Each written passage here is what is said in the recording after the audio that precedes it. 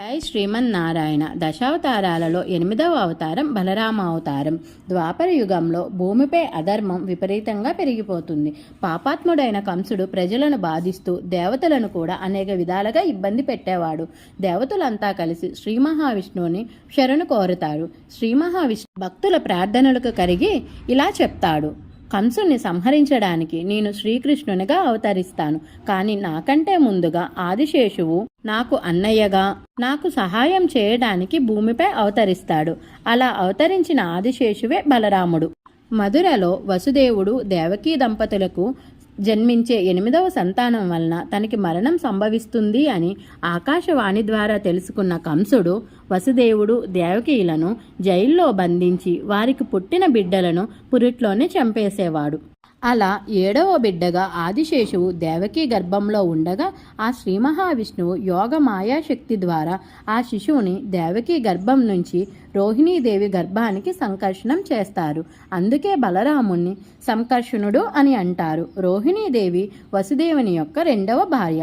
రోహిణీదేవికి దివ్య తేజస్సుతో ఉన్న ఒక బాలుడు జన్మిస్తాడు. ఆ బాలుడే బలరాముడు.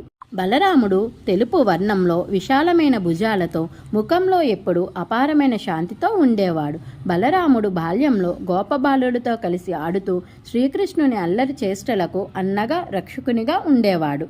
బలరాముని చేతిలో ఎప్పుడూ హలం అనగా నాగలి ఉండేది. అందుకే ఆయనను హలదారుడు అని అంటారు. హలం అనేది కేవలం ఆయుధం మాత్రమే కాదు, అది ధర్మానికి ప్రతీక.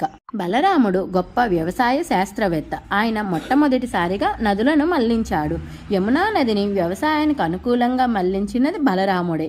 బలరాముని భార్య పేరు రేవతి.